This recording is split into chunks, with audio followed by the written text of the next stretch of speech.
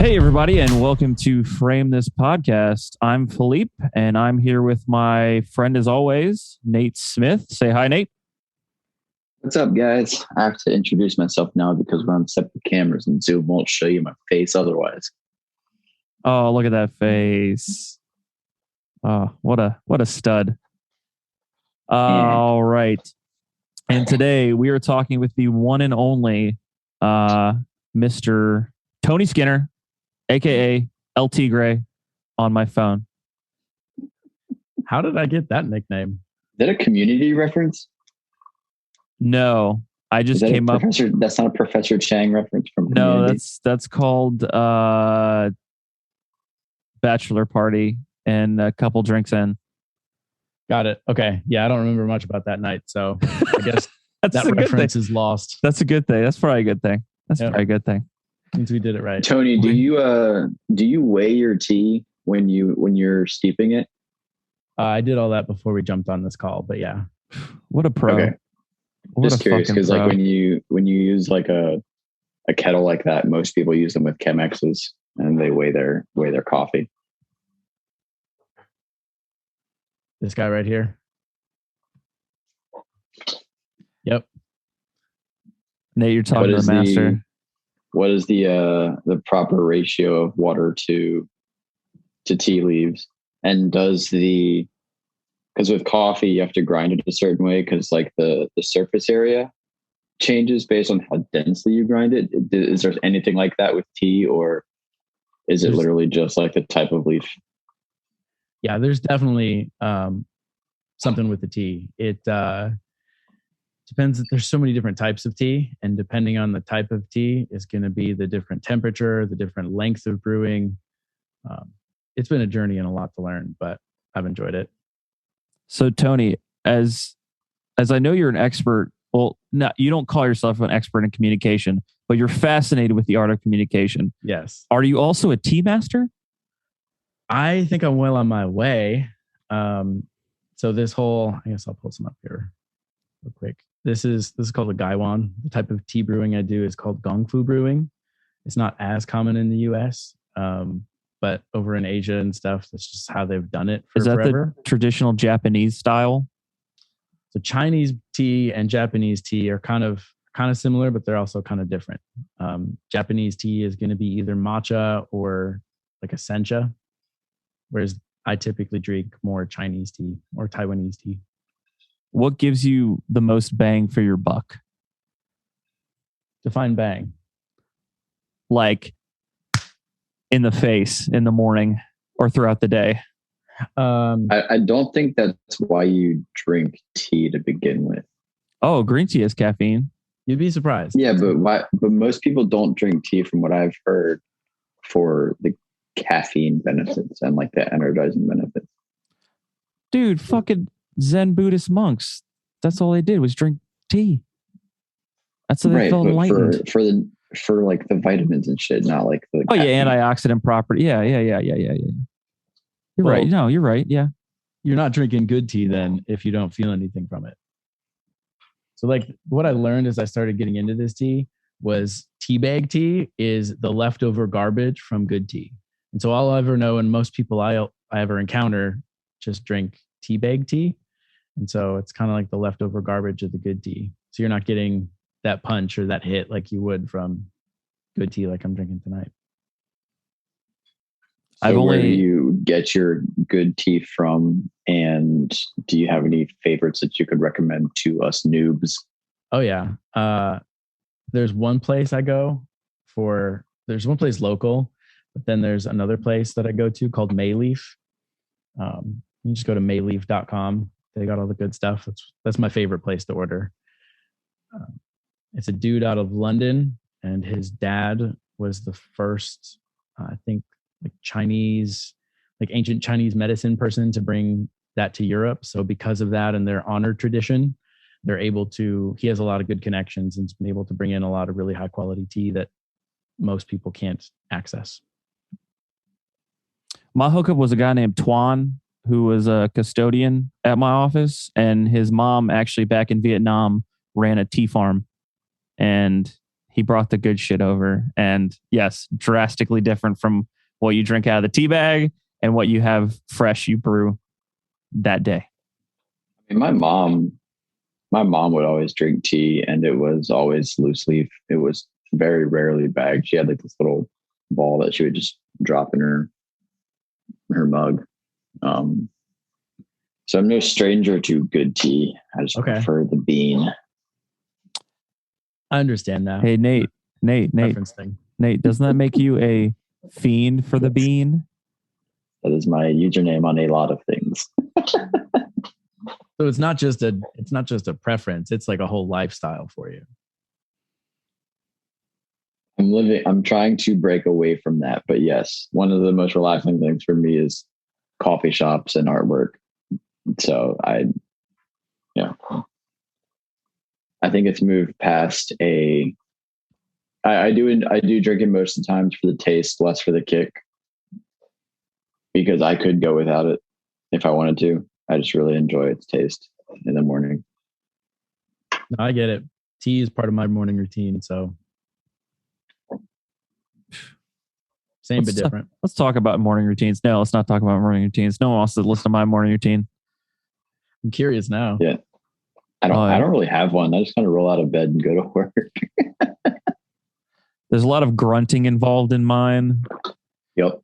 And many K-cups. And maybe some a wrestling podcast here or two. Maybe some Dunkin'. Knee braces like old Bruce Wayne. Yep. Got to put on my knee braces. Yep. Oh yeah. Mm-hmm. Yep. That's mine. Yep. Morning routines aside, Tony, why have you been fascinated with communication or communications? Or please school us on. Well, I think there's like two answers to that question. I think I'm of the belief that sometimes there's certain things that you're destined for to uncover in your life. And if you look back, there's these critical moments that point you along the way towards it, even if you can't recognize it. And so I've got a funny story of when I was a kid where people around me knew I was really good or going to be good or need to be good at communication. But it wasn't until, I don't know, maybe the last 10 years or so that I really realized and became fascinated with evolution, or with the evolution of communication. So if you think back to cavemen, it was just grunts and not much different than animals, right? Mm-hmm. And then somewhere along the line, language came in there. And then as language became more developed, there's story and then written language. And whether we came up with that on our own or the aliens gave it to us, whatever. And then it's just this whole journey of something was so simple, and now it's complex, and you've got body language and tone and all of these different subtleties that make all of a depth of a conversation and a story, a movie, stuff that's written in the news or online. Like, it's not just here are words on a page. There's so much with it. And to me, that's what fascinates me about communication, is because it's so complex. And with communication, do you have a focus, or you just generally, it's just everything? Or do you try to hone in on one thing or one skill? It's kind of been everything for me. I think over the years, it's looked differently before I knew it and before I really started to lean into it. So, I mean, it started off in music, trying to communicate through the story and the experience of music. Yeah. Did that for, I don't know, 8 years or so. And then as things evolved and I moved away from music, I found myself always having jobs that were like customer service related, where I was interacting with people. So that built some of those communication muscles. And then, I mean, just from the retail space, right? And then from there, like customer service, where you're taking phone calls and literally your whole job is just communication.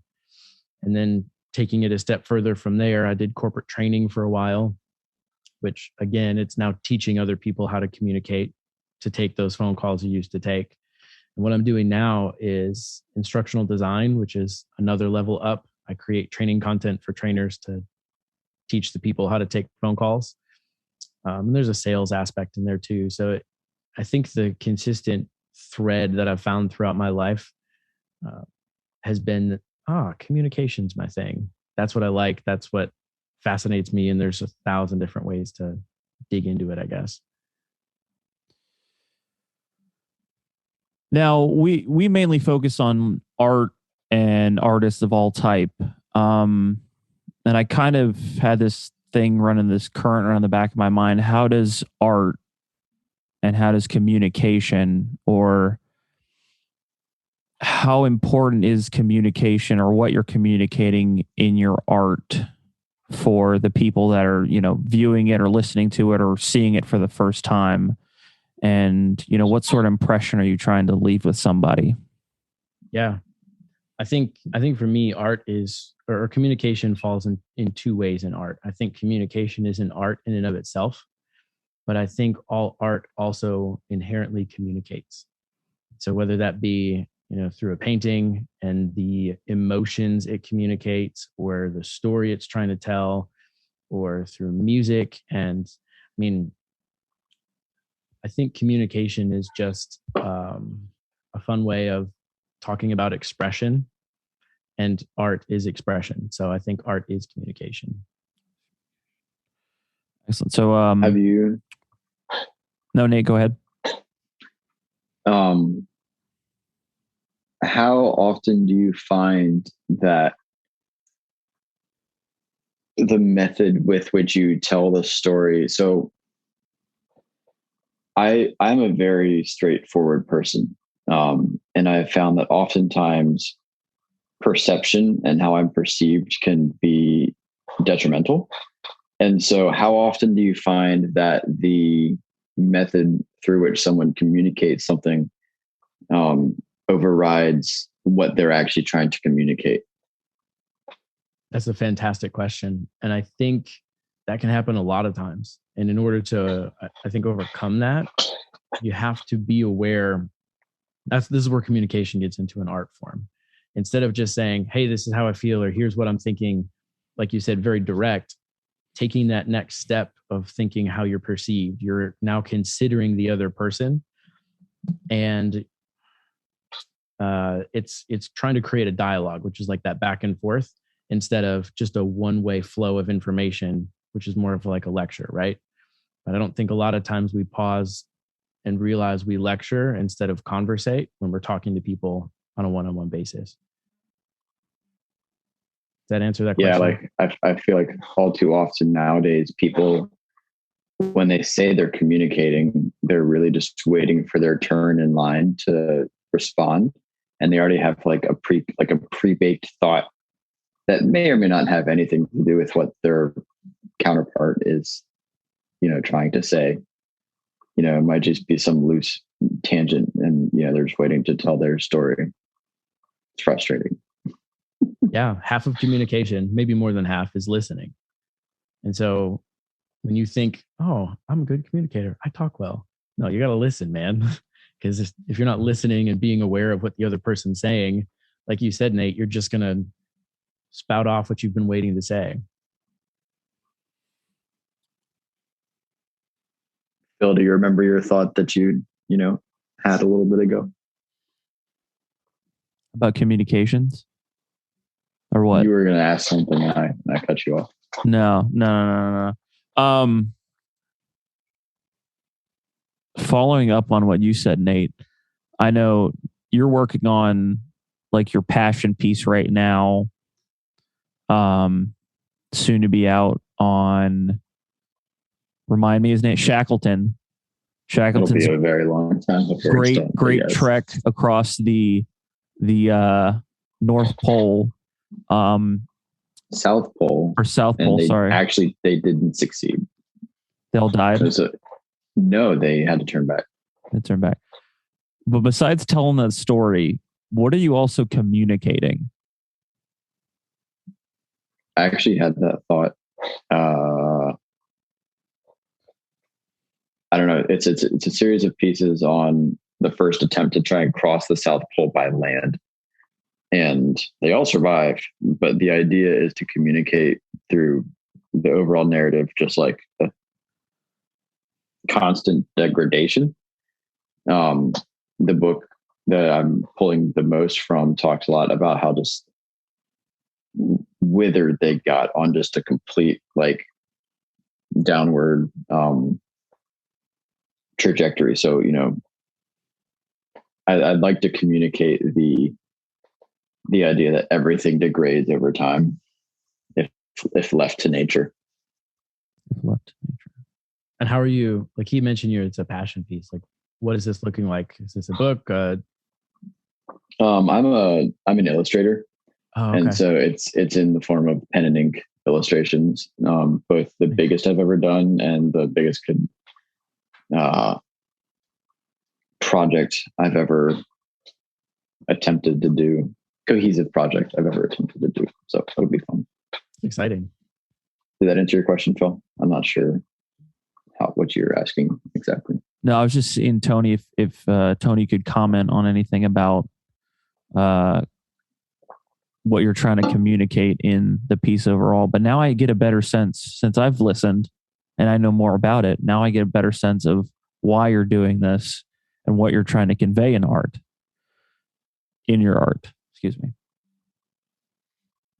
So I had a follow-up question to the perception / method of communication. How can someone best pick the tool or the method by which they try to convey a certain message? Because one of my coworkers is a little bit finicky and you have to catch him at the right time or like blow up on you. And so if anybody's ever talked to him, like over the course of the day so far, you have to ask him like, you know, what mood is he in? Is it safe? You know, like how does one set themselves up for the message being received better, or can you? Yeah, you absolutely can. And so in the case of your coworker, mine goes to a couple of thoughts and questions. So if he is inconsistent and no one's figured out the specific trigger or catalyst for him not receiving communication well, there's probably some opportunity there to dig in and build a better relationship to understand what those things are. But sometimes with people who are unexpected in the way they react, it's hard to build that relationship and hard to build that safety. From his side of things, it's probably that he doesn't feel safe for whatever reason. And it's a defense mechanism to go, no, push away. I don't like this. And so if you think back to humans in their biology, we've got this fight or flight that has served us well for a long time when we lived in the jungle and perceived threats literally could kill us. Well, now most of those perceived threats aren't real. Not that we don't have real physical threats in our world today, but most of what we encounter is aggression from a coworker or something our boss said that we don't like. And that same response hasn't been evolved out yet. So we freak out and either want to shut down and run away or explode and get violent. And so I think that's what's happening there with your coworker. But to answer your question, what you can do, consider him and go, what's the best way to communicate to him? And if you don't know, sometimes having a difficult conversation and say, hey, buddy, sometimes you don't always receive messages well, and this might not be received well, but in the future, what does it look like for you to have a conversation that you can receive anything in a good way? And it's starting to build that relationship and attempt. The more you communicate with him and others, you'll kind of get a little bit more experience in a sense to know, here's the things on how to approach this specific individual. A lot of it's just trial and error. that help? Yeah. I wasn't necessarily asking for myself. I already have a pretty good read on the guy. Okay. This still gives a good example to talk about instead of for those listening, if you ever have difficult people to work with, try thinking about it from their perspective for once. Is there something, God forbid, that you are doing that sets them off? Nate, are you looking at me right now? No, I'm looking at my camera. Oh, okay. I thought you were looking at me. I'm trying to get better at looking at my camera when I'm talking and looking at you guys when you're talking. I see. I thought you were saying I'm hard to work with.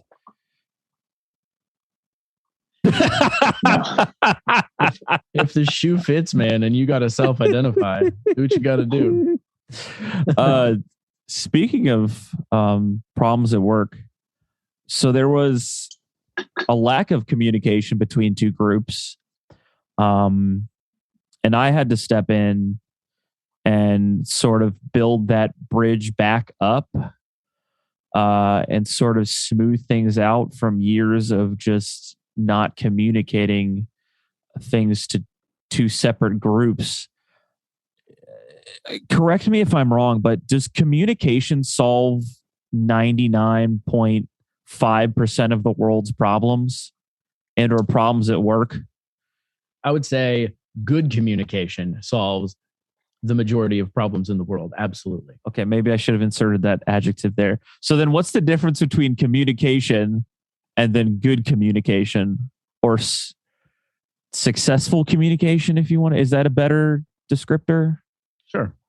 I think the difference for me would be people have conversation all the time, but is your point that you made well and received the way you tried to make it? Is everyone on the same page? And is there a big word that I'm using a lot lately from a book I'm reading is safety. Is there safety in the conversation? Do people, regardless of how heavy or intense the topic or conversation might be, do both people leave that conversation feeling safe, or is there some hostility? Is any of those emotions and hostility that are tied to it when one or both parties leave? Your conversation probably had room to be more successful because something got tainted or the emotions that were there tainted it. Aside from... Yes. I agree with that statement wholeheartedly. I had a conversation with someone once and now we don't speak anymore. So yeah. But Nate, please continue. I was going to say, aside from the safety element, are there any other key factors to what makes a good communication, a well done conversation happen? Like what other than safety? Like what can someone do to make it a successful piece of communication? Yeah, this is where we get into some weird muddy waters because I get not all cautious. The same for everybody. No, it's not even that. I get cautious on sharing some of these things that I've learned because I've realized that the same tactics to influence people and inspire people are the exact same tactics you can use to manipulate someone. And so, I've when I've been reading, I've found that as well. It's very unfortunate. So my answer to your question is don't be a piece of shit. What's your intention when you're trying to communicate with someone? Are you trying to just change their behavior for your own benefit? Or is it something for their or the greater good? And I think that's something that's going to make your communication go to the next level, is having that moment to check in with yourself and saying, what is my intention here? Am I self-serving or am I, mutually serving? Yeah. Interesting. I try to insert as much chaos into the conversation as possible and see where, the chips fall, I guess. Phil, you didn't play Fractured Butthole, did you? Not yet, no. No, okay. Maybe if I'm sick or I get COVID, I'll play the Fractured Butthole. Play Stick of Truth first. Stick of Truth first. Okay, Stick of Truth first, and then I'll play Fractured Butthole. I'll bite. What's Fractured Butthole? He said it the way it's actually supposed to be said. It's a South Park game, and the two co-creators, it's a video game, and then one of the co-creators bet the other guy that he could put butthole in a video game title. and it's the fractured comma butthole with a W. But it's like a South Park RPG game. Okay. You got fart powers, dude. No, not anymore. That's What? the first one. Yeah, they took away the magic. What are you gonna say? The first one's fantasy themed, like they're like playing like Lord of the Rings characters, and the second one's like more superhero. So in the first one, your farts was the magic. I thought you had fart powers in the second one too. You have to eat tacos to grow your magical abilities. Oh, I'm a pro at that. That should be my superpower. Yeah. Anyway. We digress, Tony. This is how great we communicate. Captain Chaos is a huge key player. give us a rating thus far, 1 to 10. How great are we at communicating? So can't use 7. You can't use 7. I can't use 7. All right. No, you're not. Why? Because that's the like the de facto meh. Oh, okay. Yeah, because even though on if 1 to 10, a 7, it's 5 should be the meh, but you don't want to tell people that they're kind of shitty, so you just say 7. Yep. I hear you. Good call. So to rate somebody now, it goes 1, 2, 3, 4, 5, 6, meh, 8, 9, 10. We'll just negate 7. Sounds good. So like if you're ever at a restaurant, you can ask them like on a scale of 1 to 10, like is this dish pretty good? And you can't use 7. If it's an 8, like if they don't hesitate, it's an 8, it's good. If they say 6, it's kind of like. If you ask Gordon Ramsay, what's your favorite dish at a restaurant? Is he going to say, fucking right, yeah? I was going, fucking bloody awful. I don't know. I don't know if he knows how to be happy. It's when he's not in a kitchen and like time and money are on the line. I think that's when he's the most happiest. Or when he doesn't feel the need to bring out the chef in somebody. Yeah. Then he can be happy. I don't think I've ever seen a show with Gordon Ramsay all the way through. I mean, a whole show, like a whole season or a whole episode? Episode. Damn. Yeah. Okay, let's take Gordon Ramsay. Just an example. I don't know why Gordon Ramsay popped in my head, but how Gordon Ramsay communicates. Could he do it a different way and get the same results? Or does he? I don't think the studio would like him very much because our ratings are right. Yeah, ratings would drop. But is that's why he's so successful? Is because he pushes people to the limit? Yeah, I think there's probably a different approach he could use. Again, there's the cameras there, so that amps up why he's doing it. Right. But what he's doing is very effective because it breaks through all their senses, and the communication sticks right through. Because when he's yelling and unfortunately degrading, which is the part that I don't like as much, it makes people stop, and not all the people respond well to it. Some people do, and it works, and it gets through to those people. And so it's an effective communication for some of those people on the shows, and other people who are like, yeah, I don't respond well to this. I'll step off the show or whatever. And so I think with those people, and I've seen him do it sometimes where he pauses and will take someone away by the side and say, hey, what's going on? Are you okay? But I think there's probably more room for him to do that more consistently as he sees it's needed with some people. Gotcha. Okay. That's also a really interesting point as far as like the whole like negative versus positive reinforcement. How do you think communication with your peers plays a role in habit forming? Can you explain? So let's say you have someone that has negative habits, and you're trying to encourage them to not partake in said negative habits. How do you communicate to them through that without them feeling like they're being ganged up on? We're trying to avoid the intervention situation. You're trying to like actually have a conversation about it. Right.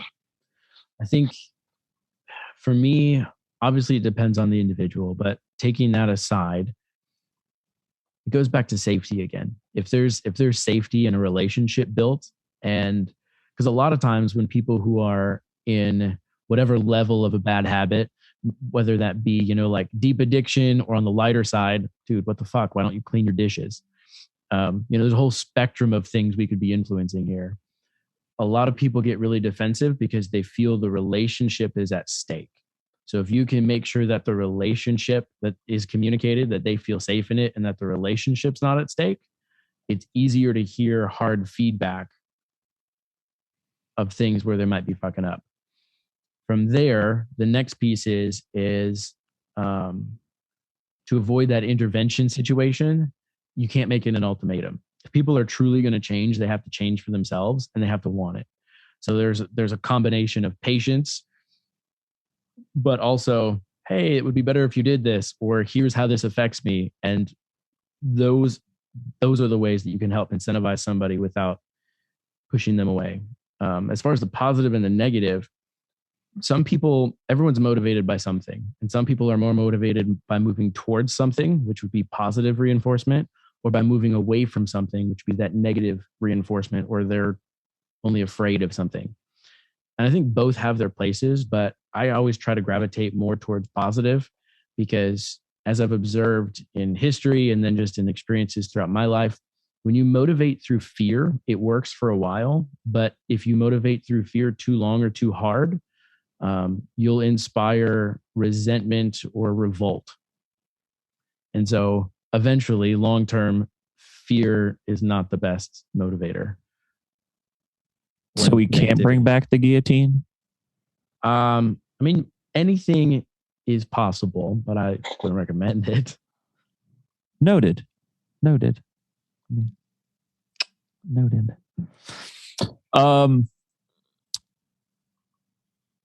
Tony, do you have any favorite artists, whether it be in literature, movies, music, television, film, that you feel are like really great communicators and they stand out from the rest of their peers? I think two come to mind that I like a lot. One of them is Simon Sinek. I don't know if you guys are familiar with him or not. He's most known for a book called Start With Why. And to me, the why, or the motivation behind things, is the biggest reason behind effective communication. And so a lot of his mindset and ideology and the way he thinks and communicates and tells stories has been one of my favorites and one I've learned from. Another one would be, hopefully this ain't too cliche, but Tony Robbins, and the way he uses taboo language, as he puts it, like cuss words, at critical points to break people out of their habitual thought patterns. Similarly to, like we talked about Gordon Ramsay a little bit ago, but instead of having to go on a 4-minute tirade on how the person's a piece of shit, he uses with precision just enough to break the cycle without breaking the person down. And so the times I've watched him communicate in person, whether one-on-one or through a crowd, he's also been someone who I've aspired to communicate like. Nice. Do you have any? Well, I know those are two excellent gentlemen in the art of communication. Was there anything in, say, music or film or TV, or you're just so obsessed with people who communicate, who study the art of communication, right? And it's an art. Is there anything in day-to-day world that you have seen like pop out recently? Or I think one of the best movies that I saw that communicated a message that made you like feel something in like a full arc, and probably the actor who is in it, I think, is fantastic in the way he communicates in his roles, is The Pursuit of Happiness and Will Smith. I've yet to see that film. I've yet to see that film. Do you want me to ruin it for you? Hell yeah. Okay. So basically, he's an entrepreneur. He's buys all of these medical units and tries to go sell them. Right shortly thereafter, there's an economic downturn, so people aren't investing in expensive shit. But he spent his whole life savings buying like 400 of these machines, and it was supposed to 10x his money. But because it took him so long to sell them, he ends up being homeless. The process of being homeless, he works as an intern to go be a day trader. And it's an unpaid thing. And he's got his kid. And eventually he gets the job out of 200 people who they were only going to offer it to one. And it's just this really good story of not giving up when shit hits the fan and stuff's really hard and you're faced with really challenging circumstances. And it's based on a true story too, which makes it even more hit home for me. Do you speak any other languages besides English? No. Great answer. From what I have heard, I speak half of a couple. Speak some French, some Spanish, and my wife is Brazilian, so I speak some Portuguese. Yeah, and Nate, how's that Portuguese going? Not good. Anyway, one thing that I hear asked a lot to people who are multilingual is, when did you know that the language was internalized? And most often it's when they dream in another language, or when their self-talk is in another language. What do you think the role of epistemology has to play in how Americans communicate? Ooh. And how our language is put together? Fancy word. What does it mean? It's literally just it's the study of language, and like, okay. So if you look up, the history. Sorry, yeah, the history of words. So like if you look up on Google, it'll be like language of origin or something, and most often it's some archaic language. But have you noticed anything in your studies as to like why Americans communicate the way that we do?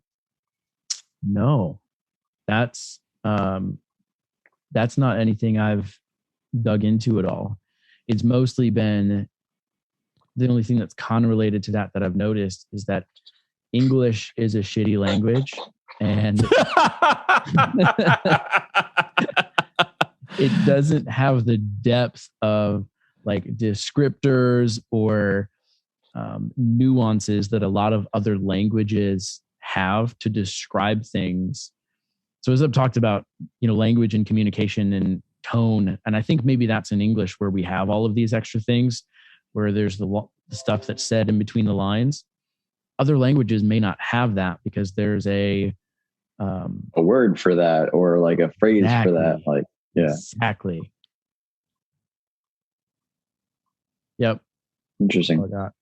I mean, English is such a mishmash of these different languages that all came together, because it's 3 languages in a trench coat masquerading as one. That's a great, yes, it's a great metaphor for English. Yes.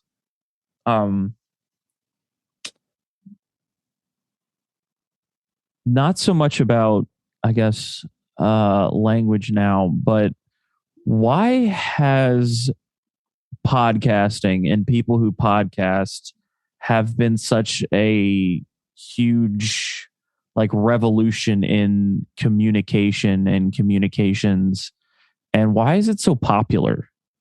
Do you have an opinion on that, Tony?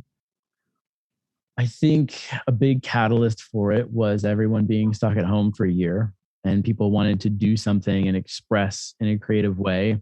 And it was an easy way for us to all sit in our own homes, but still communicate and produce something that you can put out to the world.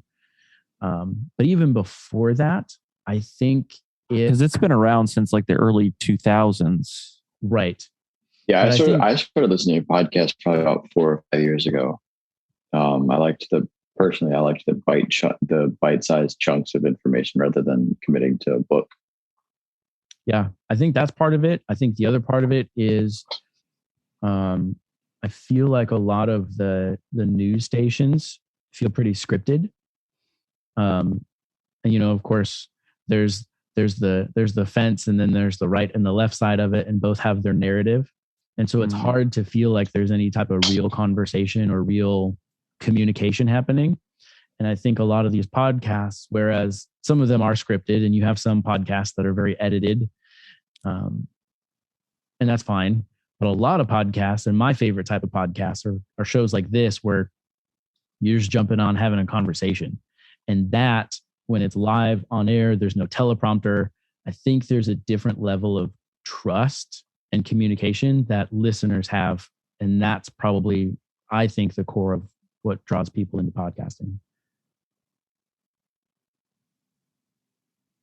Phil has a thought. I know I had a thought. Marinating.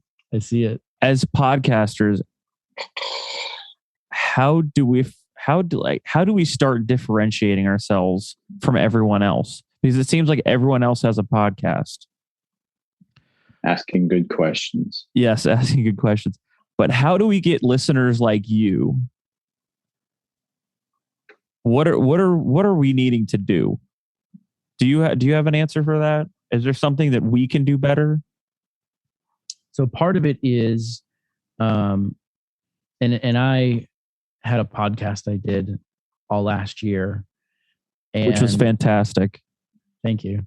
Thank you for making the scholarly and very heavy subjects very approachable and open and very fluid for an average Joe or an average listener. So I must commend you on that, sir. Thank you. That was our intention. We'd still be doing it, but we got over, like, if it was just us being able to show up and have the conversation, we'd be great. But we didn't want to invest the time and money into doing the light audio editing and then matching the audio with the video and uploading it and making sure we were posting on social media and gathering that audience to listen to it. So it just became too much work for us personally, and that's why we stopped. But for you guys, Nate, let's take a note of that. But for you guys, part of it's just doing the grind, whether that be through, you can do the free version, which sometimes takes longer and it's just more effort, or you can pay someone else through like advertising, or you pay someone to run a social media thing for you. Which we actually thought about that because the socials where we're the most lackluster. Yeah. It's not early 2000 anymore where there's, 4 websites. Look, there's a podcast out on the internet and people will find it. There's millions of podcasts out there. And if you want to differentiate yourself, like Nate mentioned, it's asking good questions, it's having good content, it's bringing in people who will help you have good conversations, who then hopefully, it's that balancing act, leveraging back and forth. You bring in a guest who will share it, and then you can steal some of their audience to keep for your other episodes, and back and forth, of course. But there's a bunch of tricks that you can do to grow it, and it's just putting in the work, basically. So there's no, Nate, go ahead. I was going to say on that note, like, how do you, we're obviously having a conversation, the three of us, but how do you make the audience feel included in the conversation from our side? Like, how can we entice people to engage more, as for the most part it's a one-sided conversation within our loop? There's options there too. Nothing, because that was something Nick and I talked about with our podcast to try to gain that engagement. But if you think about podcasts being a different version or a modern day version of the cartoons you watched as kids, how did you engage with the cartoons? You didn't. You just showed up and watched it. You knew it was going to be on at a certain time and it was there. And so I think engagement with the podcast itself is almost something that you don't, it's a goal that is very hard to and maybe can't be met. At the most, a couple of podcasts I've listened to or been on talk about, they'll put a blurb at the end. Hey, if there's anything specific you want us to talk about, or you think you'd be a good guest on the show, send us an email at here. And that way you're engaging a little bit with the people who, or at least giving the opportunity for engagement. But beyond that, I think you just engage by creating good content that people want to keep coming back for. And then your engagement, for the sake of engagement, is more on social media where people can easily engage without having to leave the platform.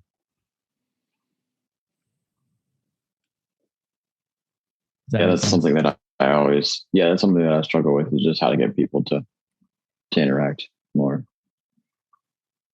Yeah, I was spending hours building, listening to each episode that we did, cutting clips from it, posting those clips to both Instagram and YouTube in the clip form, and then making posts with it and like funneling up engagement. And I think that's a version of that. I mean, you have to find what works right for you.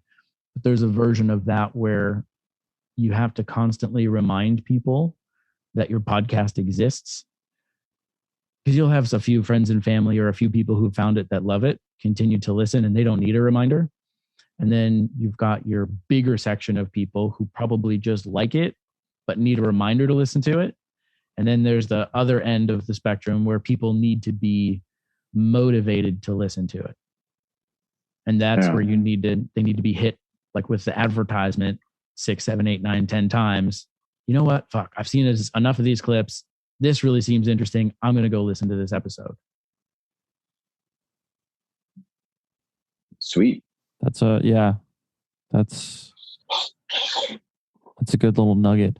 How much did you promote yourself, like on your page, your socials, the podcast? That's something that I've been thinking about. That shit, I got to do that more, because maybe that's going to change people's perception that, like, I just do this, or like I don't care about this enough. Why am I not posting it on my regular socials? But if I post it, then maybe people will be like, oh, he's really excited about this. Maybe I should give it a listen. I think it's a balance for me, because I've done, I've been in a couple of like multi-level marketing companies, which I learned a fuck ton from. I didn't gain the money that I thought I would, but I think that's most people's experience. And I notice myself and other people when you're in that, whether it's worse in there. So I'm highlighting that as an example, because people start posting all the time. Hey, come buy my shit. Hey, look, this is going to change your life. Hey, buy my shit. And so if you do the same thing with any project, people are going to want to not be your friend, or they're going to unfollow you. And now you're no longer creating value for them. You're just demanding from them. And so I tried to be very careful about, in the initial piece, hey, to my audience that I've built over the years, I've got an exciting new project coming in the launch. And then you build a little bit of that hype and mystery. And then when it's actually launched, make a big post, a big hurrah about it. And I think those first couple of weeks, I maybe posted every episode, but then I didn't want to be that guy who, oh, yep, Tony's shitty podcast, here we go again, if it doesn't resonate with somebody. But every month or so, when I had an episode that I was especially proud of, or I had a friend that suggested a topic and we covered that topic, I'd tag that friend and make the post. So now it's valuable, and it was telling another message of, you can submit something and we'll definitely cover it. So that way it's not every week. It's not annoying people if they're going to be annoyed by it, but it's also consistent in showing, yeah, this is my shit and this is what I do. So what I need to do, or what I'm thinking about doing, is trying to create value by communicating that, yes, we have a podcast, and yes, you should listen, because this is going to add something to your life and make you think about something in a different way. And that's ultimately what I try to do during these interviews and putting this whole thing together, is trying to give you some way to think about something differently, and also to toot my own damn horn. I'm not going to lie. I like doing this. I like talking to people. I like tooting my own damn horn. And yeah, I do this for me too. Yeah, I think with your posts, and a lot of people early on when they start trying to figure this out, get caught up in it. I definitely did. Don't just ask for something. Make sure you're giving something, whether that's a perspective you're sharing. And so, it might take some extra work until you dial and think, ooh, that's a really good quote, or that's a really good moment live in the conversation, this is what I want to talk about or share something about when I share this episode. Hey, come listen to our conversation with the stuntman. He has this really good perspective on this. Plus, you'll get to see what it's like doing crazy shit. Now, you're not just asking, hey, give me something. You're offering value in return as well.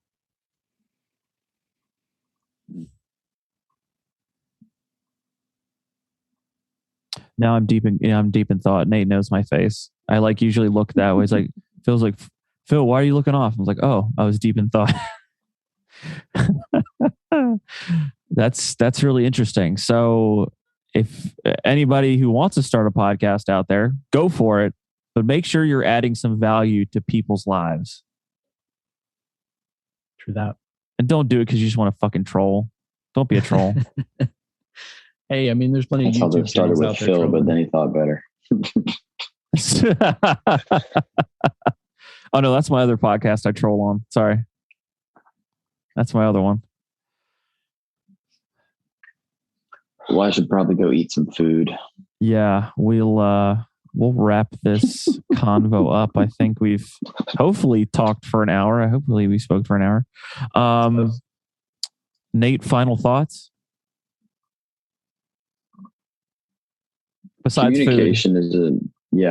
it's pretty immediate. Communication I think is something that America as a country struggles with a lot. So I'll definitely be trying to push this episode and kind of educate people a little bit more on how important it is. And also, so my family, I come from a very large family. I was raised very conservative. Half of us have grown up and see how the real world actually operates. And so the concept that you can communicate with people, A, without trying to change their mind, and B, unless they're doing something that's actually harmful, just come into the conclusion that you can both see things from your side and it's okay. I think those two thoughts should definitely be a little bit more widespread. Well, not even just okay, in my opinion. I think it's valuable because, it's common. We like to talk about an echo chamber. That's pretty trendy right now. But when you can have somebody who has a different thought than you, it helps you see a situation or whatever with a wildly different perspective and gives you a much better picture going into whatever situation. Even if the other person is wrong, you're prepared for that. And so it's valuable to have people who disagree with you. But you're still probably not going to change their mind. Oh, of course not. Of course not. They're pretty entrenched. And that's why cable news networks is now just entertainment and not the fucking news. There, I said it. Oh, that's been the case since the 70s. News is the new reality. Ever since. Europe doesn't need any reality TV. They have America. They have America. Just watch CNN. Pass. Tony, final thoughts? I guess do we get a communication rating? Yeah. You didn't give us a communication rating yet. Yeah. I know. Conversation moved along.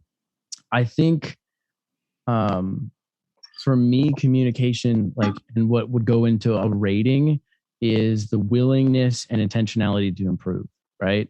So if you're just looking, hey, tell me how awesome I am, it's probably going to be a low rating. But watching both of you, I'm thinking about that. Oh, I'm being intentional and I want to listen because that's what communication is. Compared to, not that you weren't doing that in the beginning, but after we talked about some of those things, I watched both of you immediately try to practice it and do it. And so for that, I would put it at, I'd give you guys a 7.